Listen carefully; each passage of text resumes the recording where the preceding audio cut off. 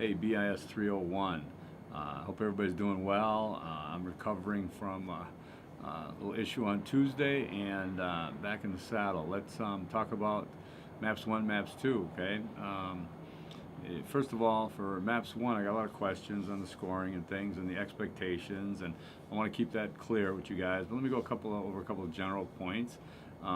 This is Maps. The Maps assignments that we have are different from what we've been doing. Okay, I know last week I was like overflowing with compliments and how great everybody was doing, and maybe that was, I don't want to say a mistake, but maybe it carried over into this paper, and you guys were, a lot of people were still on this very kind of informal, I'm going to write about myself or write about what I know, and that was going to be it. This is not like the intellectual autobiography was about you. The plan of study was about you, okay? A lot of these discussion boards are about your experiences and things, okay? Your opinions of things. But now we're getting into more university level academic writing. The MAPS projects are something that you have to take yourself out of, okay? I know this may sound crazy or weird or anything, but it's, it's kind of like writing in a third person. I mean, you're keeping pronouns out of it whenever possible. I, me, we, out of there. There should be no I think this or I believe that or I did this or I did that. Okay, this MAPS is not about that. Okay, MAPS is not about I apologize. In Arizona, everybody's got to own a big pickup truck apparently. So you're writing at a university academic level. You're not writing about your personal experiences. You're doing like research, compiling. Let's take a look at the instructions here. Okay, so research the following information for each of your concentrations, disciplines of interest. Notice that sentence. Research the following information for each of your concentrations. It doesn't mean contemplate. It doesn't say contemplate.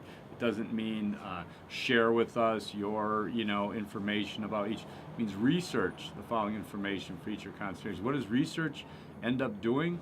It compiles and pulls in source material, okay? And what happens when you use source material? You have to cite it. And what happens when you cite it? You have to create a bibliography or reference list, okay? A lot of people didn't have any of that. So to me, they're just writing kind of off the cuff. They're writing what they know. Or if they found out somewhere else, they're not revealing where that was. And that's not good university level academic writing, okay? Sorry, I'm losing the sun here. Something weird. Sorry about that. Anyways, okay. It says research the following information for each of your concentrations, disciplines of interest. This means you'll be answering each of the following prompts twice, once for each of the two disciplines you're investigating. Okay. Note the example papers. There's some sample papers in there that show the structure the way it should be. So it says use the headings below as section headings in your paper.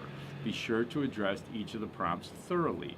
Okay, many people had no headings. Many people use their own headings. Many people just, overthink it or, making a cover page. It doesn't say any of that here, okay?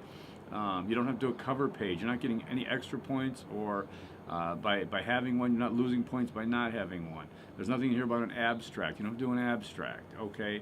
I mean, if you really want to do a research paper, that's like, a big, extensive, thorough project, and you'll be introduced to that in BIS 302. But these are, we're crawling before we're walking and walking before you're running, right? Okay. So you want to use those headlines and address each discipline concentration separately. That means you're going to have two sections. Your paper will have a main section for each concentration discipline identified by a main heading. You will have only two main headings, 1 and 2 for each concentration. So history, communication, what have you, business and health and family development, or, two sections, two headings, two main headings. That's it, okay? Below each heading for each discipline concentration, analyze the following. And by the way, I'm reading the instructions, okay? There's nothing new. Okay, a description of the discipline concentration. Depth will be rewarded as in more than a few sentences. Okay, what are some of the broad subject concerns?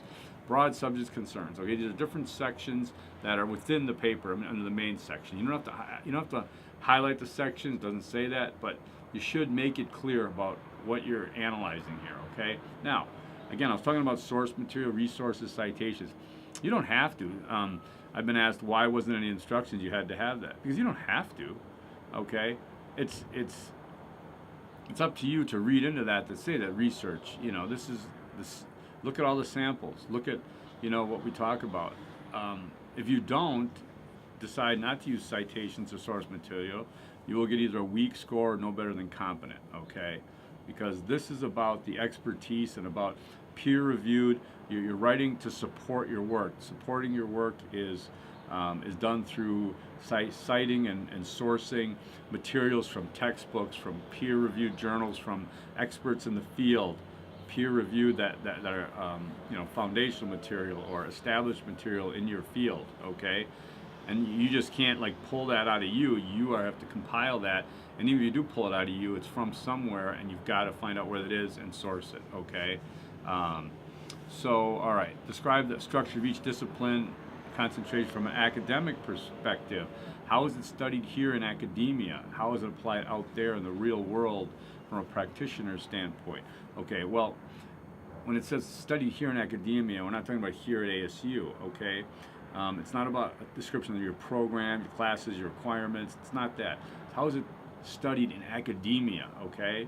I mean, is it something that is primarily researched in the sciences? Is that how it's studied? Is it a lot of grant funding for research, or is it studied out in the field somewhere? Or what does it look like? And if you look at each, like English as a discipline and biochemistry as a discipline, they're going to be two different ways that they are set up and studied in academia on a general basis. How is it applied out there in the world? Okay, I mean, by practitioners. Is it something that you go into advanced postdoc research? Is it something that's done like construction management? Obviously, would have different applications out in the real world. That's all the real world from a practitioner standpoint. And those are some of the things that are very clear in terms of how that paper should flow, and then to cite what the experts, what the people are saying in that field. Okay, you would add a subheading then for each under the main heading subheading. It says subfields within your concentration. Okay, so you would identify and define subfields. Okay, with and then describe them. Okay, in that section, and that's your MAPS 1. Okay, now proper formatting, grammar, and spelling, self-explanatory, except maybe the formatting I'm talking about. Yes, I'm talking about APA. I'm talking about the look of your paper, the structure. That's where I'm going to, score that. I'm not going to score it in those other rubric items which are substance-based. Okay, so if your paper doesn't look anything like I'm talking about here, that's where you get dinged. Okay, or that's where you get rewarded. Okay, so having said that, let's. For the MAPS 1, there's a couple of classes I haven't scored yet, so you guys, I'll be taking a look at that today and tomorrow, getting those caught up. You're on MAPS 2, the ones that I did score MAPS 1. I re-looked at some of them. You might want to take a look at it again. I might have added some comments or gave back a couple points here or there, so take a look at that. Get a hold of me if you got any questions or comments. For MAPS 2 now, what I want to look at in terms of how that's set up. Now, remember, just because we're in Module 5, go back to Module 4 and look at the resource material for the MAPS projects, okay? Look at, oh God, it's a leaf blower. Go back and look at the resource material, and you'll see, it'll help you out. Look at the samples, it'll help you out, okay? So for MAPS 2, you're going to be doing... hello, MAPS 2 instructions. Where are they? Here they are. Okay. Again, it's 2 sections, each concentration. You could do 1 bibliography, do 2, it's fine. Bibliographies or resource lists, alphabetical order, please, okay? You're doing key concepts and current theories for each of them separately, okay? You got a concentration, you got key concepts, you got current theories. You could do a bibliography, you got a new page, you got a other concentration, you got key concepts and current theories and bibliography, okay? Remember, Times New Roman 12-point font. If you're not doing that, I don't know why, okay? That is the standard, all right? Times New Roman 12-point font, double line spacing, all right? and that's about it. No colors, no, you don't have to. You don't have to bold anything if you don't want to. You can, like I said, it's fine. So don't overthink that part of it. All right. Let's see. All right. Yeah, I even have in the instructions. Go back to Module 4 for links to the library that will be crucial to your acquiring academic sources to cite. Okay? It's clear. These are not papers that you write off the cuff or informal writing, narratives and things. This is academic writing. And it's good to get familiar with this now because in BIS 302, you'll actually be doing real research. Okay? So, any questions, comments, concerns, let me know. Let's do MAPS 2. Let's say that'll be due on Monday by midnight. Let's add a date of that. And if anyone has turned it in and wants to look at it again, let me know. If you want me to clear out, I can clear it out and you can redo it and resubmit it, by Monday night. Or, if it's late, late fees, late policy is in the syllabus. Okay. So I think that's about it. I can't remember anything else offhand I was going to talk to you guys about, but let me know what questions you have. I mean, it should be clear in there. Sometimes it's over clear. It's so clear that it's just hard to wrap your brain around, I guess. But you guys will do fine because I've seen you writing your work previously. It's just that you have to take it up a notch, step up your game, and get to that academic level. All right. Have a good day. Forks up.